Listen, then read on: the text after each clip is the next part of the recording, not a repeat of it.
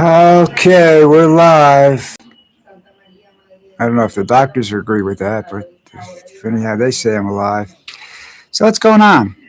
I'm sorry I wasn't here yesterday. I warned you I wasn't going to be here yesterday. I'm this early because I have to go out again today.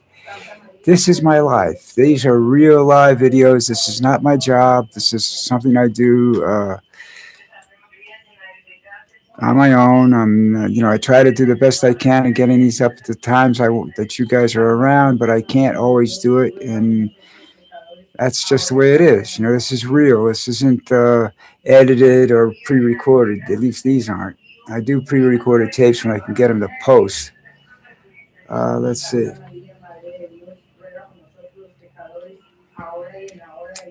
CBS fired Scott Palley. Palley. I don't know. P-E? Pelley. From 60 Minutes, which, pretty much destroys 60 Minutes as a viable source of information for people from now on.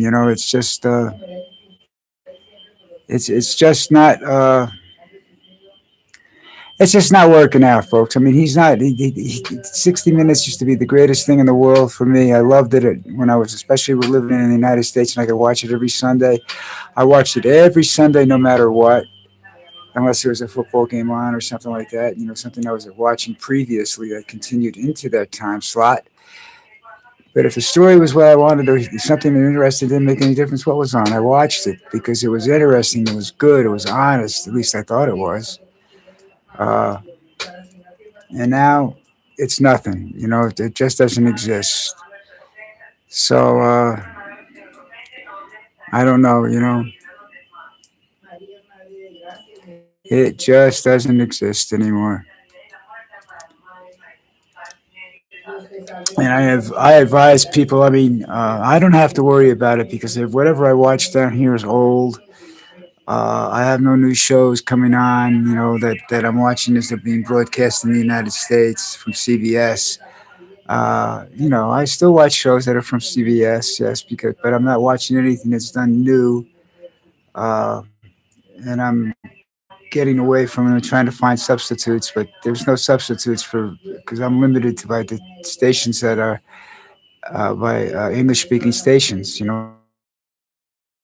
So, but if I were you, I would boycott CBS as much as possible because that's the only way you hurt them is when you cost them money. They don't care if you yell and shout at them. That's just not their. That's just not their thing. They don't care. Um, um, Get rid of yesterday's garbage. I had to do a lot of paperwork at home. I'm still waiting for. I won't get the results of what happened yesterday until tomorrow or the next day. So I'm still up in the air about what's going on with me. But that's me, Scott Palley. Someplace in the, it's going to be the news for the average American, and you're going to have to do podcasting. I mean, I guess that's just going to be our big source of news for a while until Trump figures out what to do with that. He's got his own problems. Two Republicans dropped Trump's ballroom funding from the helped. Republicans dropped Trump's ballroom funding from immigration bill. Okay, that's a big deal. Okay, now he's got to figure out a way around that, and he's already started to do that. That's just the way he is. It's your money he's spending on something that's made basically for him. And he wants that he's going to name that the Trump ballroom, and he thinks it's going to stay that way. And I guarantee you that the day the Democrats get into office, they're going to start taking his name off of everything. And I think a lot of the Republicans are going to want to take his name off of everything because they don't want the legacy that this man's leaving behind. All right. I don't, like I said, I can't honestly say I think everything he's done is bad because I don't know everything he's done. But I am scared now because he's very calm now. I mean, he may yell and scream and threaten this and threaten that, but he's not really doing anything right now, which means that he's got some big scheme going that's going to cost the American public a fortune. And when it's done costing the American a fortune, if it doesn't cost the Americans a fortune, it's going to restrict the democracy even more. And that's coming, folks. You know it's coming. His 250th anniversary thing is a flop. I would look to your states to for celebrations. I wouldn't look to coming to DC. I wouldn't go to DC. Uh, First of all, you're going to have to fight ICE. You're going to see a lot of military stuff. You know, it's just it's nice, but it's not the big deal that everybody's thinking it is. You know, uh, because this country isn't what it was. You know, it just isn't. It's different. It's not the same. As it was when I was growing up. When I was growing up, it was still vaguely, a lot of things were vaguely new, you know. Uh, I mean, you had civil rights, which are practically gone right now. You know, this is becoming a white only country, you know, and well, I shouldn't say this because I don't live in the country anymore, but it's a, you know, my parents, my father was a bigot. My father would be loving this shit right now. He'd be dancing in the street. You know, he didn't because you know, they were nothing but blacks and jigaboos to him. You know, and I'm sorry, I didn't mean to use that terminology, but that's what he would say. You know, um, he had no black friends. My mom had a lot of black friends, people that helped her after my father died and whatnot, and she had to go to work. These were all black people. A whole bunch of them showed up at the funeral, and of course, her partner's Italian group didn't like them. You know, you know, his Italian group included a couple of gays who happened to like the blacks, and I happen to like as very good members of the family. You know, but there's a whole horror mess going on down there. I did what I did, and you know, they did what they had to do. They did what they did to avoid lawsuits, and they gave me money and stuff I didn't even know I had coming to me. You know, it's just that's just they didn't know it that I didn't know it. You know, if they knew I didn't know it, I would never would have received the payments that were owed. They were actually owed to me, but I would never would have received them. But that's you know,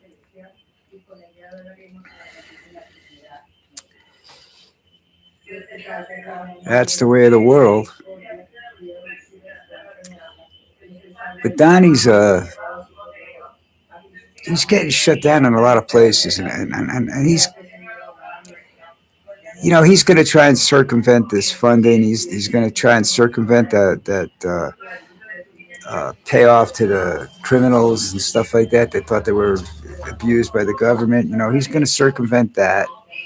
He's going to use the court system to circumvent a lot of the other stuff. And I don't know how you're going to handle him down the road. I really don't. I can't see it being done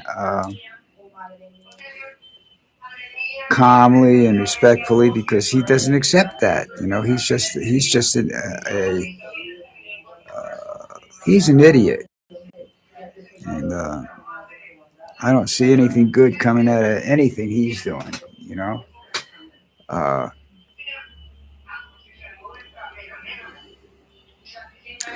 I just don't. I don't understand this. You know,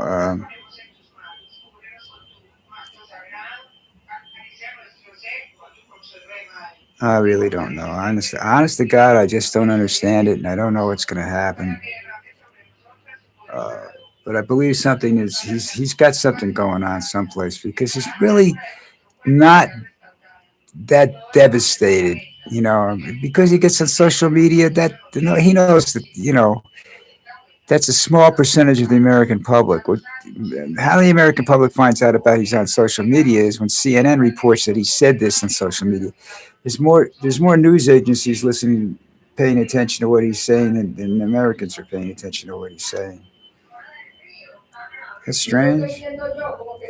And he doesn't say anything good anyhow. I mean, he's not proposing issues that are taking care of everything. He thinks this country is so much better off now than it was during Biden. Now, I really wasn't into following the politics of Joe Biden and whatnot, so I'm not going to get too involved in that discussion because he could be right.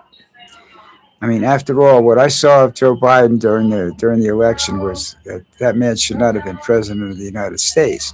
It's like watching Trump right now. Trump should not be president of the United States.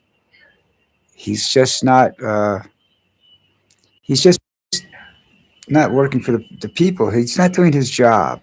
You know, this is not a government for the people by the people. This is a government for Trump by Trump, and it's getting to be a real hassle, I say. Because of this, it's just an unbelievable problem, I guess is one thing to say, that we don't know how to handle. We really, really don't know how to handle it. Okay, last item of the day. Todd Blanche is being nominated to be Attorney General. He's now an interim Attorney General, and that's ending. He wanted him to be the permanent Attorney General. Now, this is a yes man personified. Life will get difficult for a lot of people. It's like this guy that was the ex head of ICE, Homeland Security, really. Well, I forget what his job was. Was it ICE or was it overall Homeland Security? Anyhow, that guy begins with a B, Bonavino or something like that. It's a complete friggin' freak job. There's not a human being on this planet that he likes. And now Todd Blanche is you're taking the word justice and you're eliminating it. The definition of justice changes when you have people like Todd Blanche heading the Department of Justice. There is no more justice for everyone. There's justice for just the select few. It's just like there's only punishment for a select few. It's corruption in the United States is going to, because it's so bad at the high levels right now. It's like down here, cops think nothing of taking bribes and whatnot and letting people go because it just doesn't, they don't let you go for murder, or violent crime, but you want to rob a bank. They don't give a shit because they're getting part of the action. Well, it's the same thing in the United States. When you have corruption at the top, it spreads downward. Corruption doesn't spread from the bottom to the top. It starts at the top and works its way down. If these people aren't susceptible to corruption, you don't have corruption. But that's what it is. You have politicians that are susceptible to corruption. And I've always believed that these guys got bribes and whatnot, and it depended on what they were doing, whether I got upset about it or not. If they were doing good, they're not doing good anymore. So now it's time to step on them. Like the cockroaches they are. You know what I'm saying? It's really time to start. We have to start some grassroots movements for people. People have to get up off their asses and start doing something. I can't. I can. First of all, I can hardly walk. Second of all, I can't hop on a plane and go to the United States. I don't have the money. So I sit here. I don't really complain about anything. I just say that I think it's wrong. I can't. I really don't have I really should complain because I really don't have a right to complain. Because my life is pretty good down here, but I don't know how long that's going to last. By me sitting here saying the things I'm saying, I'm putting myself in a very precarious position. So we just have to wait and see what happens there. All right, that's it for me, folks. I know I'm early, and I'm sorry, but I have to go out, and I'm leaving at 11 o'clock, which is when we usually do the video. So anyhow, Lucy's getting a good scratch in. Look at that. Oh, I wish I could do that. Oh, wow. Anyhow, have a great day. I will be back tomorrow. Hopefully, everything returns to normal tomorrow. We'll find out tomorrow. In the meantime, thank you if you showed up again today. I really appreciate it. It's I love you guys. Hope to see you tomorrow.